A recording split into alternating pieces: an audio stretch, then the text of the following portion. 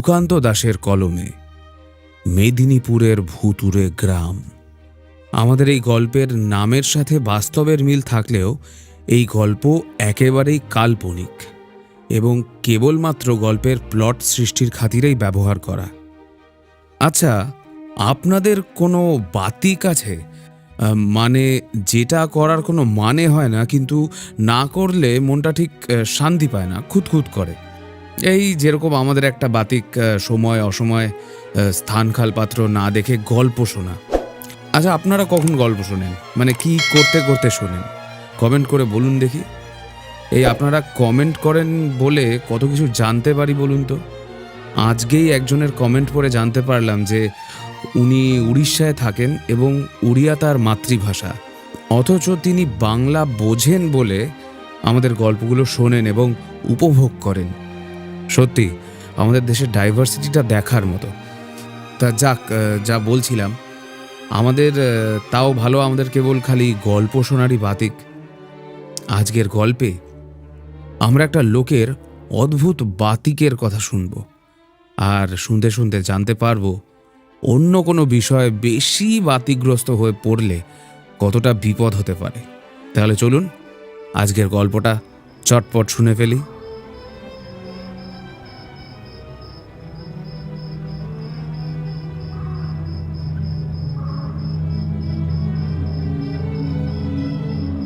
লম্বা আধ ভাঙা পাঁচিলটার কাছে এসে পৌঁছানোর পরেই একবার থমকে দাঁড়ালাম। অনেক দিন ধরে এই উঁচু পাঁচিলটার ওপারে অন্ধকারে কি আছে দেখার জন্য আমার মনে বেশ একটা কৌতূহল জেগে উঠেছে। প্রায় যাতায়াতের পথে মাঝে মধ্যে দু একবার তার সামনে এসে থমকে দাঁড়াই। সত্যি বলতে কয়েকবার কানও পেতেছি। কেন জানি না, এখানে আসলেই মনের মধ্যে ভাবনার উদয় হয় যে অন্ধকারে পাঁচিলটার ওপারে বোধহয় কিছু একটা রয়েছে। বলা যেতে পারে এইটা আমার একটা ছোট্ট বাতিক। আসলে পাঁচিলটা একটা পরিত্যক্ত ভিটেকে গ্রামের এক রাস্তা থেকে আড়াল করে রেখেছে। এদিকটা একেবারে গ্রামের শেষ সীমানা। অনেকদিন ধরেই যাতায়াতের পথে পাঁচিলটাকে অমনভাবে দেখে আসছি।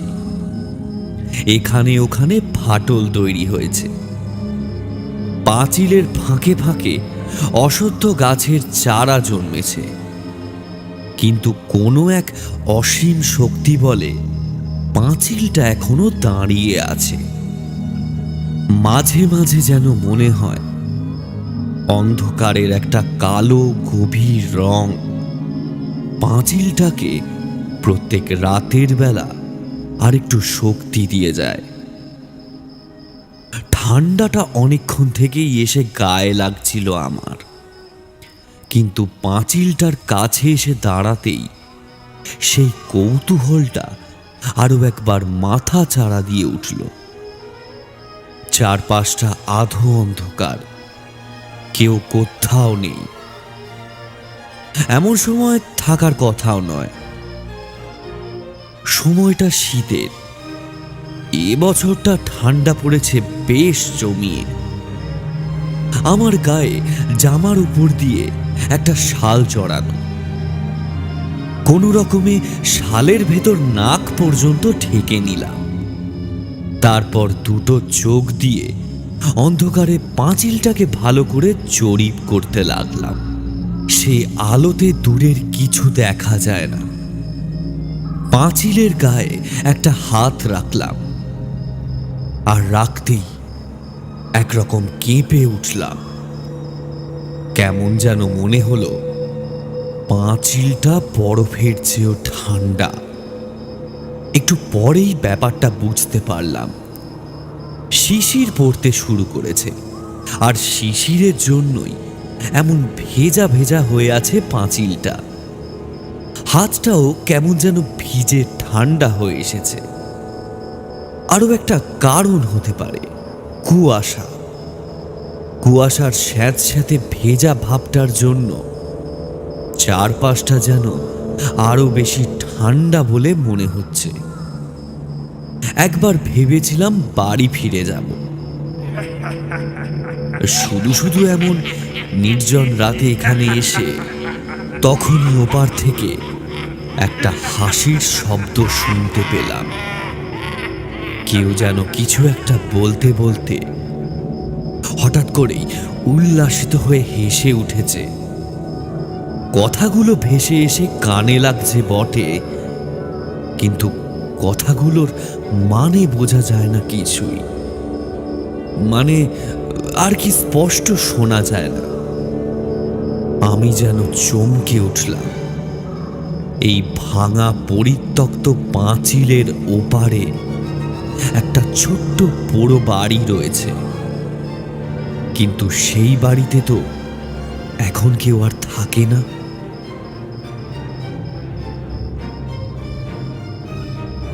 আজ থেকে প্রায় বছর 5-10 আগে সেই বাড়িতে যে বুড়ো লোকটা ছিল সে মারা গেছে। আমি নিজেও গ্রামের লোকের সঙ্গে শ্মশানে গেছিলাম পোড়াতে। আসলে লোকটা বাড়ির বাইরে খুব একটা বের হতো না, কিন্তু সেসব কথা অনেক আগের। আজও ওই পরিত্যক্ত বাড়িতে পাঁচিলের ওপার থেকে কথা বলে কারা, ব্যাপারটা আরো ভালো করে শোনার জন্য পাঁচিলটার দিকে এগিয়ে গিয়ে মাথা ঠেকিয়ে কান পাতলাম। সত্যিই তো ভেতর থেকে কাদের যেন গুজগুজ ফুসফুস করে কথা বলার শব্দ ভেসে আসছে। এবার শুধু একজন নয়, যেন 2-3 জন একসাথে কথা বলছে। মাঝে মাঝে হেসে উঠছে তারা। এবার তাদের কথাগুলো কেমন যেন অস্পষ্টভাবে শুনতে পেলাম। একজন বলছে, আরে এমন দিনই তো খুঁজছিলাম, এমন একটা শীতকালের রাত কতদিন যে আসেনি। তুমি প্রতিবার এমন কথাই বলো। হ্যাঁ, তুমি যাই বলো না কেন, এইটা কিন্তু ঠিক নয়। হ্যাঁ, নাও তাড়াতাড়ি খাও। আচ্ছা, লোকগুলো কি তাহলে ওখানে কিছু খাচ্ছে? অনেকেই তো নেশাভান করে, কিন্তু তাই বলে এমন শীতের রাতে এই গোটা গ্রামে আর জায়গা পেল না? ওই পরিত্যক্ত বাড়িটার কাছে বসে কেউ নেশা করতে যাবে? ব্যাপারটা আমার কেমন যেন বিশ্বাস হলো না। পাঁচিলটার আরো কাছে গিয়ে দাঁড়ালাম। আগেই বলেছি, পাঁচিলটা কিন্তু বেশ খানিকটা উঁচু। রাস্তা ধরে হেঁটে গেলেও ভেতর দিক দিয়ে দেখা যায় না। না জানি কোন কারণে এমন উঁচু করে পাঁচিল দিয়েছিল এই রাস্তার দিকে। ভেতরে দেখতে গেলে পায়ের পাতার উপর ভর দিয়ে মাথা উঁচু করে খানিকটা উপরে উঠতে হবে। কিন্তু কাজটা কি ঠিক হবে? যদি সত্যি কেউ ভেতরে থাকে তাহলে কি না কি ভাববে। এসব ভেবেই মনে মনে একটু ইতস্তত করলাম। ঠিক তখনই খেয়াল হলো ভেতর থেকে আসতে থাকা সেই হাসির শব্দ আর কথাবার্তাগুলো আগের থেকে তুলনামূলকভাবে কমে এসেছে। আর কৌতূহলটা চেপে রাখতে পারলাম না, তাই পাঁচিলের উপর দিকে সামান্য চাপ দিয়ে মাথাটা উপরের দিকে তুললাম। দিনের বেলা কিন্তু এর আগেও ভেতরটা দেখেছি, তবে রাতের অন্ধকারে ভিতরে তাকিয়ে প্রথমে কিছুই ঠাউর করতে পারলাম না। শুধু দূরে বোঝা যাচ্ছে প্রায় পুরোটাই আগাছায় ঢাকা একটা ছোট্ট টালির বাড়ি। তার চারপাশে এদিক ওদিকে জঙ্গল গজিয়েছে সামান্য, তবে সেই ঝোপঝাড়গুলোর মধ্যেই একটা হ্যারিকেন জ্বলছে। হ্যারিকেনের চারপাশে গোল করে ঘিরে বসে রয়েছে চাদর মুড়ি দেওয়া তিনটে কালো কালো ছায়া মূর্তি। আমি ভাবলাম ওরা বোধহয় আমাকে দেখেনি। আমি দেখলাম ওরা নিজেদের মধ্যে ফিস ফিস করে কথা বলছে। হাত দুটো টন টন করতে শুরু করেছে ইতিমধ্যে। ওভাবে আর বেশিক্ষণ থাকতে পারলাম না, নেমে এলাম। তার মানে রাতের বেলা এখানে নিশ্চয়ই এরা কিছু না কিছু করতে আসে। ব্যাপারটা নিয়ে মাথা ঘামানোর কোনো প্রয়োজন নেই। না জানি কোথা থেকে কে কি করছে। অপ্রয়োজনীয় অনুসন্ধিৎসাটা চেপে রেখে ফিরে আসতে যাব, এমন সময় ভেতরের দিক থেকে কেউ একজন হাসতে হাসতে বলে উঠল, দেখ দেখ, পাঁচিলের ওপারে দাঁড়িয়ে কি আমাদের কথা শুনছে। তার কথাতে হঠাৎ করে তাদের ফিস ফিস কথাবার্তাটা বন্ধ হয়ে গেল। একটা নিস্তব্ধতা ছেয়ে গেল চারপাশে। আমি একটু সতর্ক হয়ে উঠলাম।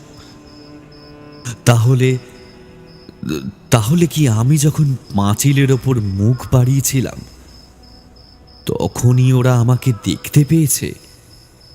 তাড়াতাড়ি চলে আসবো কিনা ভাবছি, এমন সময় আরেকজন বলল, তা পাঁচিলের ওপারে দাঁড়িয়ে দাঁড়িয়ে আড়ি পাতার কি আছে? ভেতরে এলেই তো হয়। নিহাত দুদণ্ড তো কথা বলতে পারি। ভেবেছে আমরা বোধহয় এখানে বসে নেশা ভাঙ করছি। আরে বাইরে দাঁড়িয়ে থেকে কি হবে? উঠে এসো না, পাঁচিল ধরে উঠে এসো। ওই যে শেষের দিকে পাঁচিলটা একটু ভাঙা রয়েছে, ওখান দিয়ে টপকে এসো। শেষের কথাগুলো যেন আমাকে নির্দেশ করে কেউ জোরের সাথেই বলল।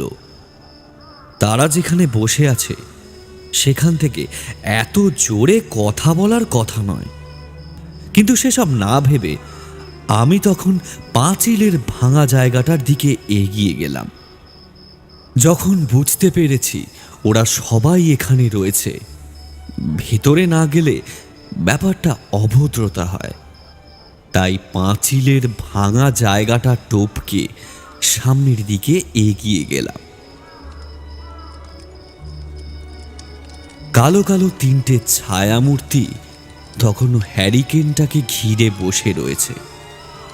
আমি কয়েক পা এগিয়ে যেতে তাদের মধ্যে একজন হেসে বলে উঠল, এই তো এসে পড়েছ। শুধু শুধু বাইরে দাঁড়িয়ে থাকার কি দরকার আছে? অনেকক্ষণ থেকে দাঁড়িয়ে আছো বুঝতে পারছি, কিন্তু তুমি এখানে কি করছো বলো তো? আমি ততক্ষণে বেশ খানিকটা দূরে হাঁটতে হাঁটতে সামনের দিকে এগিয়ে যাচ্ছিলাম। তাই আমি বললাম, আসলে আমি এদিক দিয়ে যাচ্ছিলাম, পাঁচিলের এপার থেকে একটু কথাবার্তা শুনতে পেয়ে থমকে দাঁড়ালাম। তা তোমরা যে এখানে এ সময় আছো তা তো আমি জানতাম না। আমি জানি এখানটা কেউ আসে না। কেউ আসে না বলেই তো আমরা এইখানটায় আসি। সবাই যদি আসতো তাহলে কি আর আমাদের আশা হতো? অত দূরে দাঁড়িয়ে আছো কেন? আসো না এখানে, হ্যারিকেনের আলোর পাশে বসো দেখি। আগুন জ্বলছে, ভালো লাগবে এই ঠান্ডায়। এবার চোখে পড়ল তিনটে লোক হ্যারিকেনটাকে ঘিরে বসে থাকলেও ওদের মাঝখানে কিন্তু আগুন জ্বলছে। আগুনের মধ্যে তিনজন তাদের হাতগুলো সেঁকে নিচ্ছে। আমি আরো খানিকটা কাছে এসে পড়েছিলাম। তাদের মোটা মোটা হাতগুলো আগুনের তাপে স্পষ্টভাবে দেখা যাচ্ছে। পোশাক আশাক দেখে গ্রামের লোক বলেই মনে হয়, কিন্তু মুখগুলো কিন্তু চেনা নয়। অন্তত যতটা দেখা যায় তাতে মনে হলো না এই মুখ এর আগে দেখেছি। তাদের মাথার অর্ধেক ভাঁজ করা একটা করে মাংকি টুপি। আমি আরেকটু সামনে এগিয়ে গেলাম। তিনজনের মধ্যে দুজন বারবার কথা বলছে, কিন্তু আরেকজন কোনো কথা বলছে না। আমি তার মুখ কোনোভাবেই দেখতে পাচ্ছিলাম না। বাকি যে দুটো লোককে দেখতে পাচ্ছিলাম তারা বয়স্ক, কিন্তু এখন এ সময় এখানে কি করছে এরা? আপনারা আগুন পোয়াচ্ছেন যখন, তাহলে বরং আমি যাই। আসলে দূর থেকে তো বুঝতে পারিনি আপনারা বয়োজ্যেষ্ঠ, তাই তুমি বলে ফেলেছি, কিছু মনে করবেন না। আরে আরে, ওসব কিছু যায় আসে না। তুমি বরং একটু বসে একটু আগুন পোহাও। শীতের রাতে বেরিয়েছো, এভাবে পথে পথে ঘুরলে ঠান্ডা লাগবে। আর এই পাঁচিলের এপারে যে আমরা মাঝে মাঝে আসি, তা তো বুঝতেই পারলে। কখনো কখনো রাতের বেলা চলে এসো, বুঝলে? আমি ওদের পাশে গিয়ে বসলাম। তৃতীয় লোকটা পাশে বসে থাকলেও তার গোটা মুখটা চাদর দিয়ে প্রায় ঢাকা, শুধু চোখ দুটো দেখা যায়। ঠিক যেমন আমি মুখে চাদর জড়িয়ে বেরিয়েছি, অনেকটা তেমনই। লোকটা যখন বিশেষ কথা বলছে না, আমি সেই দিকে আর বেশি আমল দিলাম না। আগুনের তাপ বেশ ভালোই লাগছিল। এতক্ষণ ধরে ঠান্ডায় হাত পাগুলো যেন জমে যাচ্ছিল। এমন শীতে একটু আগুন পোহাতে পারলে আর কি চাই। লোকগুলো কিন্তু চুপ করে নেই, নিজেদের মধ্যেই কথা বলে চলেছে। আমি শুধু চুপ করে ওদের কথা শুনে চলেছি।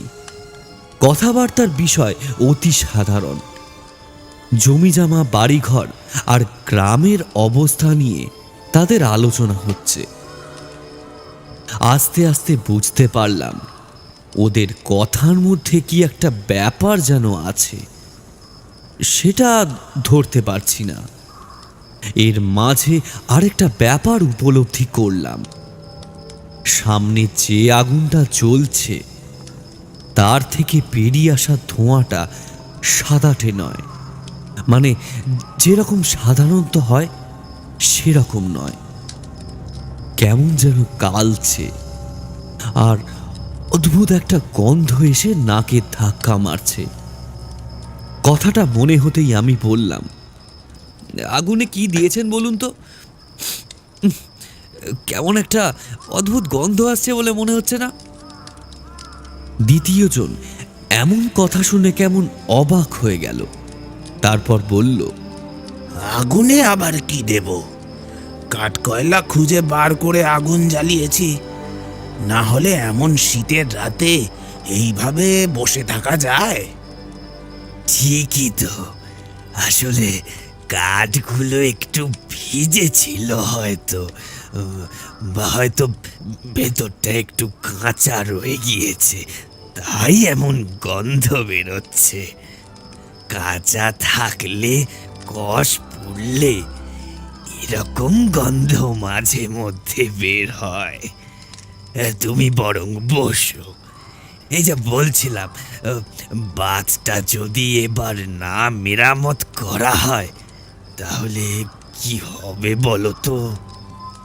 বাঁধের কথা শুনে আমি চমকে উঠলাম।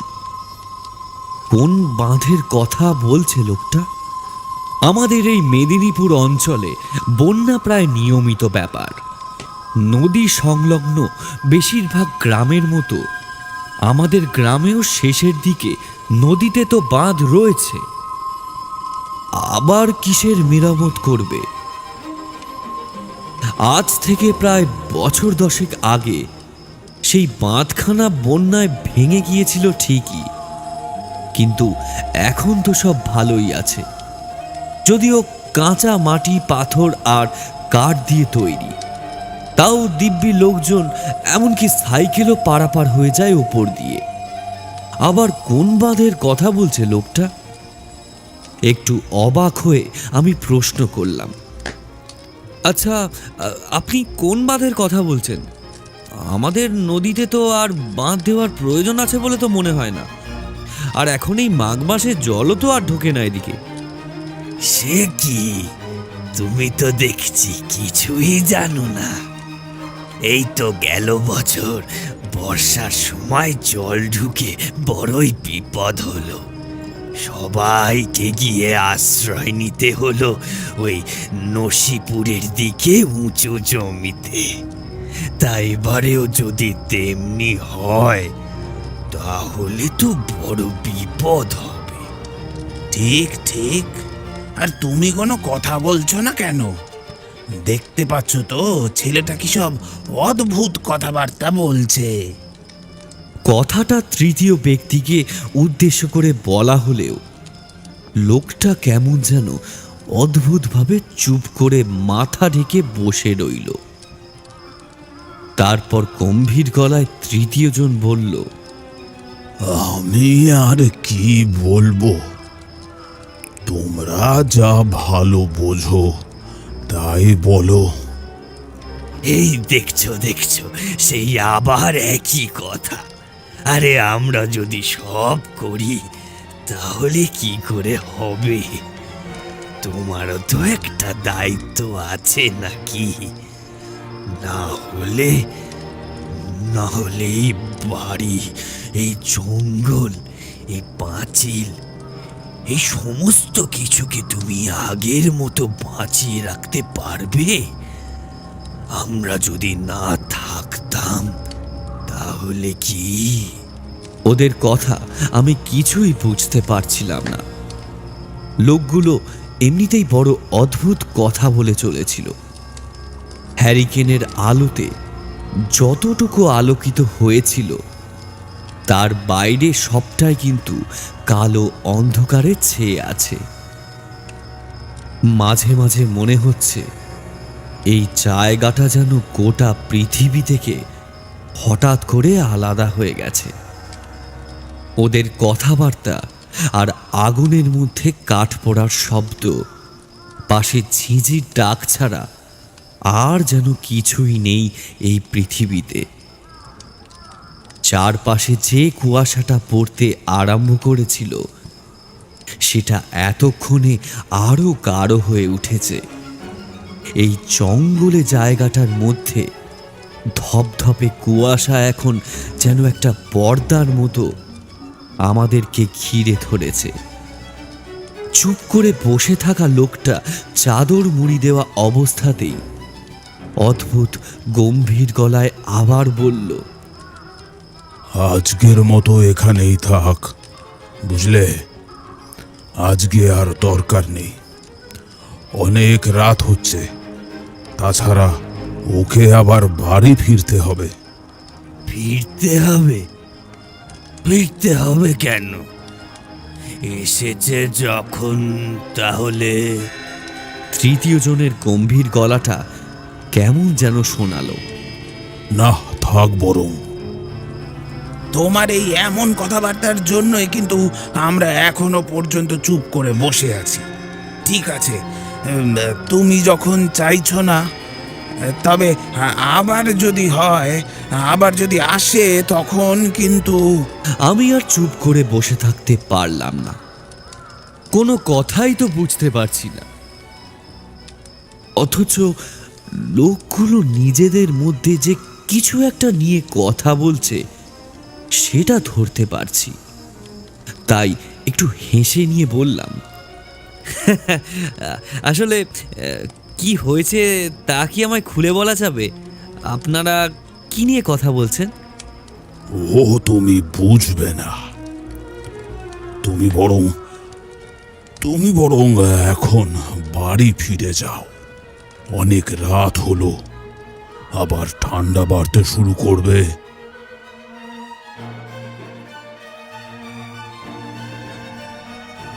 আমি আর অপেক্ষা করলাম না।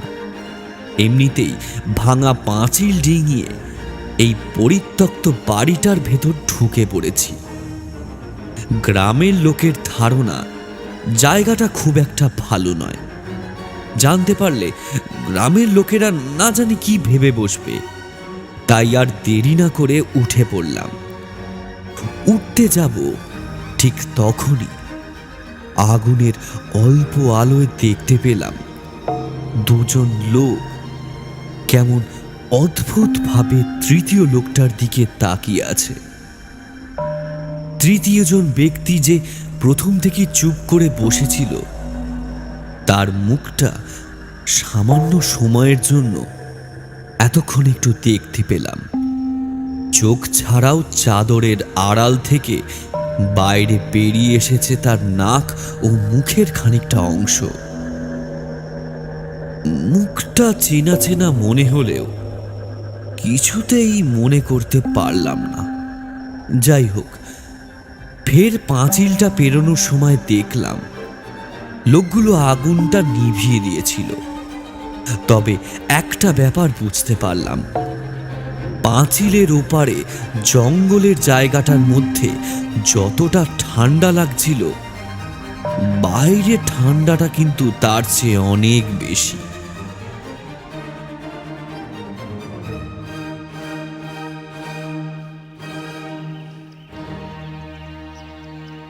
সেদিন রাত্রে ঘরে ফিরে এলাম।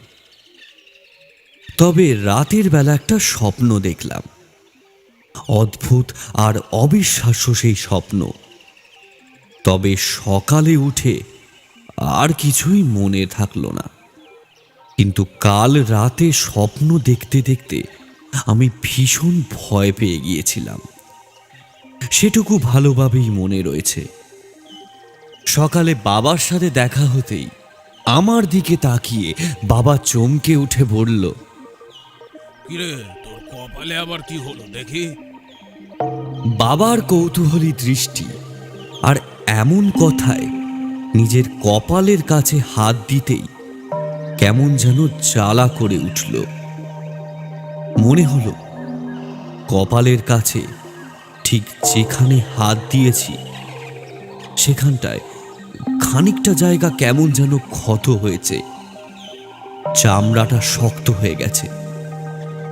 কেটে গেল নাকি আবার? কিন্তু রাতে যখন বাইরে ছিলাম তখন তো কিছু হয়নি। তাহলে ঘুমের ঘোরে এমন হলো? তা কি করে আবার হয়? আয়নার সামনে গিয়ে দাঁড়াতেই আরো অবাক হয়ে গেলাম। কপালের ওই জায়গাটা মনে হচ্ছে খানিকটা পুড়ে গিয়েছে। দুপুরে ভাত খেতে বসে কেমন একটা পোড়া পোড়া গন্ধ পেলাম। কাল রাতে পাঁচিলের ওপারে আগুনের কাছে যেই গন্ধটা পেয়েছিলাম ঠিক সেই রকম। এখন যেন সেটা তীব্রভাবে এসে ধাক্কা মারছিল। আমি আর ভালো করে খেতে পারলাম না দুপুরে। গোটা শরীর মাঝে মাঝে গুলিয়ে উঠতে লাগলো। কোনো রকমে হাত মুখ ধুয়ে বিছানায় শুয়ে পড়ার পরেও আমি ঘুমোতে পারলাম না। গোটা দিন একটা অস্বস্তিতে কেটে গেল। কিন্তু অন্ধকার হবার সাথে সাথে একটা ভারী আশ্চর্য জিনিস অনুভব করলাম। বারবার মনে পড়ে গেল ওই পরিত্যক্ত বাড়ির পাঁচিলটার কথা।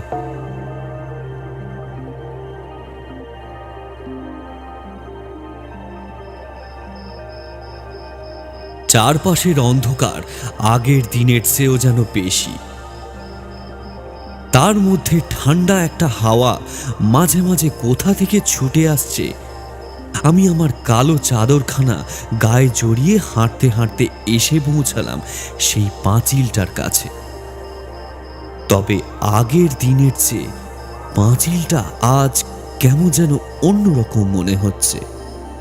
আজকেও পাঁচিলটার পাশে এসে শুনতে পেলাম ওপারের ফিসফাস শব্দ। একটু কান পাততেই তাদের কথাগুলো যেন স্পষ্ট শুনতে পেলাম।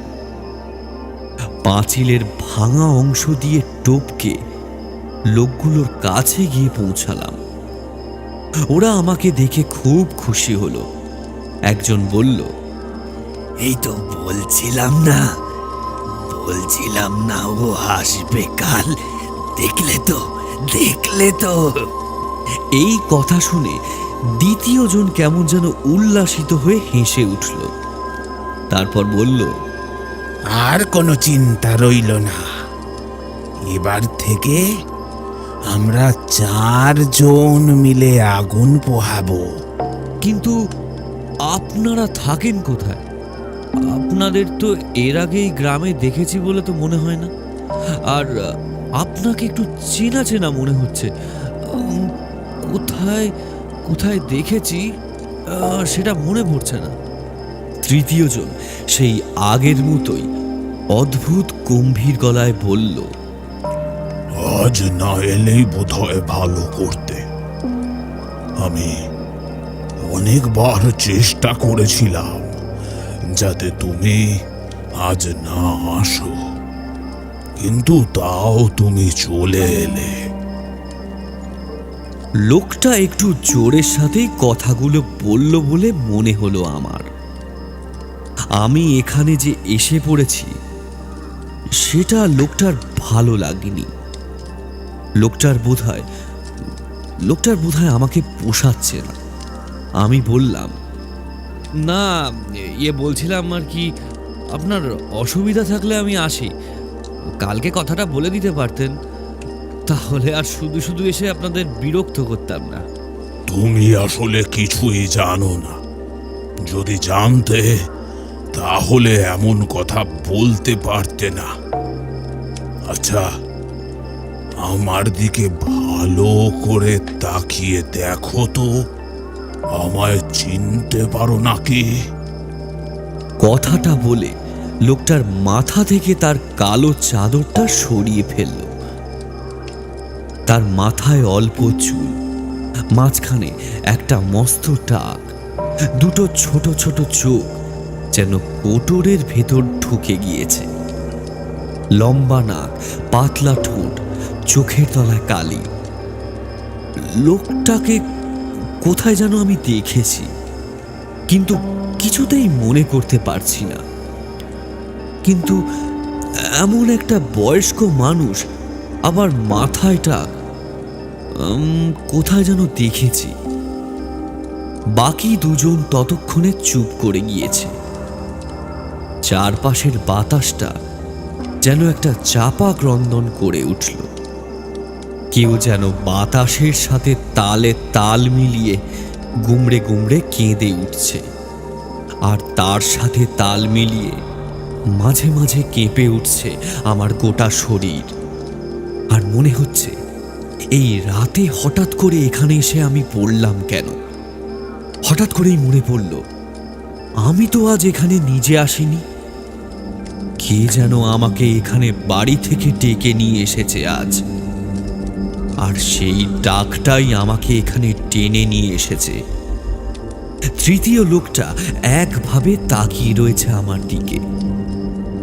আগুনের হলদে আলোয় তার চোখ যেন চকচক করে উঠল। ঠিক তখনই দূর থেকে কোথাও একটা শিয়াল ডেকে উঠল, আর সেই মুহূর্তে আমার মনে পড়ে গেল এই লোকটাকে আমি কোথাও দেখেছি। আজ থেকে বেশ কয়েক বছর আগের কথা। আমি এই লোকটাকে দেখেছি, এই বাড়িতেই দেখেছি। ওদিক দিয়ে বাড়িটা ঢোকার পথ রয়েছে। এই বাড়িতে আমি এসেছিলাম সেই যেবার এই বাড়ির একলা বুড়োটা মারা গিয়েছিল। আমি শ্মশানে গিয়েছিলাম, আর সেদিনই এই লোকটাকে আমি দেখেছি। সেদিন দুটো চোখ বন্ধ ছিল, মুখটা হা হয়ে অদ্ভুতভাবে বাইরে বেরিয়ে এসেছিল। তারপর দেখতে দেখতে আগুনের লেলিহান শিখার মধ্যে পুড়ে গিয়েছিল লোকটা। কথাটা মনে হতেই আমি চমকে উঠলাম। আমার বুকের ভেতরটা কেমন করে উঠল। এইবারে লোকটাকে আমি চিনতে পেরেছি। হ্যাঁ, এই লোকটাকে আমি কখনো জীবিত অবস্থায় দেখিনি, একমাত্র দেখেছিলাম মৃত অবস্থায়। কিন্তু সেইটাই বা কি করে হয়? আমার মনের অবস্থা বোধহয় লোকটা বুঝতে পেরেছিল। তার মুখে একটা অল্প হাসি ফুটে উঠল। তারপর বলল, তোমায় প্রথম দিনই আমি বলেছিলাম এখানে আর না আসতে। আমি তোমায় এখানে আনতে চাইনি, অনেক বারণ করেছিলাম ওদের, কিন্তু ওরাই তোমায় নিয়ে এসেছে। আমি ঘুরে তাকালাম বাকি দুজনের দিকে, কিন্তু তাদের মুখটা এখন আর ভালোভাবে দেখা যায় না। এর মাঝে আগুনটা কখন যেন নিভে গেছে। দুটো চাপা হাসির শব্দে চারপাশ কুমড়ে উঠতে লাগলো।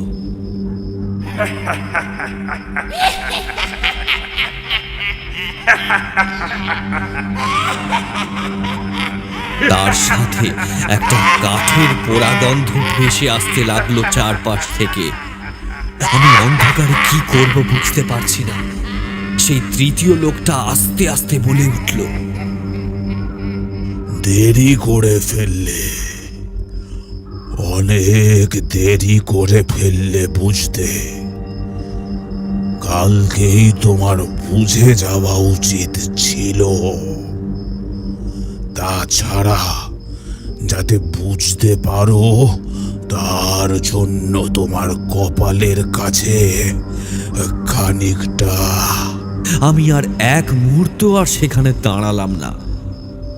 এতক্ষণে আমার কাছে সবটাই বেশ পরিষ্কার হয়ে গেছে। বাকি দুজনকে না চিনলেও আমি বুঝতে পেরেছি তারা কারা। লোক দুটো আজ থেকে 10 বছর আগে নদীর বাঁধ আর সেবারের বন্যার কথা বলেছিল কেন? আমি আর এক মুহূর্ত আর সেখানে দাঁড়ালাম না। এতক্ষণে আমার কাছে সবটাই বেশ পরিষ্কার হয়ে গেছে। বাকি দুজনকে না চিনলেও আমি বুঝতে পেরেছি তারা কারা। এই ঘটনার কথা আমাদের গ্রামের লোকমুখে প্রচলিত। প্রবল বৃষ্টির আশঙ্কায় বাঁধ মেরামত করার কথা স্থির করে গ্রামের লোকেরা মিলে। কথা মতো সবাই মিলে সেই কাজ শুরু করা হয়। একদিন দুজন মিলে বাঁধের ওপর বসেই বাঁশের খাঁচার মধ্যে পাথর ভরে ভরে ঠেকান দেওয়ার জন্য তৈরি করছিল। কিন্তু লোকগুলো বেমালুম ভুলে গিয়েছিল তখন ভরা কোটালের সময়। ভাগ্য এতটাই খারাপ যে ঠিক তখনই নদীতে বান ডাকল। 4 দিন পর দুজনের মৃতদেহ পাওয়া গেছিল নদীর পথ ধরে প্রায় 2 মাইল ওপরে। তবে আজ এই অন্ধকারে ওরা এইখানে এসে জুটেছে কেন? কেন বসেছে আগুন জ্বালিয়ে ওই জঙ্গলে বাড়িটার কাছে? ওদের মধ্যে আমি এভাবে এসে পড়লামই বা কি করে? তবে কি আমার বারবার এখানে কান পেতে থাকাটাই কি আমার কাল হলো? আমার তো এখানে আসার কথা নয়। আজ রাতে আমাকে কেউ ডেকে এনেছে। সেটা কে আর কেন ডেকে এনেছে আমাকে? কথাটা ভাবতে ভাবতেই আমি ভাঙা পাঁচিলের অংশটা টপকালাম। তখনই দেখতে পেলাম পাঁচিলের একদম শেষের দিকে রাস্তার পাশে চাঁদের অল্প আলোয় অন্ধকারে কি যেন একটা পড়ে আছে। কিন্তু আমার আর উপায় নেই, ওই দিকেই যেতে হবে। ওপার থেকে তখন চাপা গলায় অদ্ভুত হাসির শব্দ ভেসে আসছে। আমি সামনের দিকে এগিয়ে যাচ্ছি। বুকের মধ্যে যেন 100 দামামা একসঙ্গে বাজতে শুরু করেছে। একটা অদ্ভুত সম্ভাবনা আমার মাথায় উঁকি দিয়েছে। এতক্ষণ পর কাঠ পোড়ার গন্ধ, কপালে অমন পোড়া চিহ্ন আর কারোর ডাকে আমায় এভাবে এখানে টেনে নিয়ে আসা, এসব ঘটনাগুলোই যেন একটা সুতোয় গাঁথা। তাহলে পাঁচিলের কাছে যেটা পড়ে রয়েছে সেটা? ঠান্ডা হাওয়ার একটা প্রবল ঝাপটা এসে লাগলো আমার গায়ে। অথচ কি অদ্ভুত, আমার আর অতটা ঠান্ডা লাগছে না। আমি ততক্ষণে আরো খানিকটা এগিয়ে গেছি। স্পষ্ট বুঝতে পেরেছি মাটির ওপর পাঁচিলের কাছে কেউ পড়ে রয়েছে, আর তার গায়ে একটা কালো রঙের চাদর জড়ানো। একটু ঝুঁকে পড়তে যেটা দেখলাম, তাতে আমার মুখ থেকে বেরিয়ে এলো একটা তীব্র চিৎকার। কিন্তু চিৎকার করতে গিয়েও আমার গলা থেকে কোনো শব্দ বেরোলো না। পিছনে ছিটকে সরে আসার চেষ্টা করতে, কি অদ্ভুত, আমার পা এখন মাটিতে পড়লো না। আমি যেন হাওয়ায় ভেসে 2 পা পিছিয়ে এলাম। এমন সময় আমার কানের কাছে কেউ চাপা স্বরে বলল, আর কি হবে পালিয়ে? সবটা মেনে নাও। যখন আমাদের কাছে এসেই পড়েছ, তাহলে আমাদের সাথে এসো। আর কোনো চিন্তা রইল না। এটা হতে পারে না। এবার থেকে আমরা 4 জন মিলে আগুন পোহাবো। না না না, আমাকে ছেড়ে দিন। আমি চিৎকার করে কিছু একটা বলার চেষ্টা করলাম, কিন্তু আমার গলা থেকে আর শব্দ বেরোচ্ছে না। আমার পেছনে এসে এখন দাঁড়িয়েছে 3 জন ছায়ামূর্তি। এখানে আগুন নেই, তাও যেন ওদের চোখগুলো জ্বলজ্বল করছে। ওরা একসাথে তাকিয়ে রইল মাটিতে পড়ে থাকা সেই কালো দেহটার দিকে। আমি জানি এখানে যে পড়ে আছে সে সত্যিকারের আমি ছাড়া আর অন্য কেউ হতে পারে না। আমার চারপাশে এসে দাঁড়ালো ছায়ামূর্তিগুলো। ওরা বোধহয় সবটাই জানে। পাঁচিলের ওপারে কি ঘটছে দেখার যখন তোমার এতই কৌতূহল, তখন আর খামোখা কান পেতে আর উঁকি মেরে লাভ নেই। তোমার এপারের খেলা শেষ। ওই যে পড়ে আছে, ওতে আর তুমি ধরবে না। এসো এসো, আমাদের সাথে এসো। কিন্তু ব্যাপারটা কখন হলো সেটাই আমি বুঝতে পারলাম না। এরা কি তবে আমায় এপারের জগৎ থেকে পাকাপাকিভাবে টেনে নিল? অতিরিক্ত কৌতূহলেই আমি কি শেষ হয়ে গেলাম? আমার নিথর দেহটা আমার পায়ের কাছেই পড়ে রয়েছে।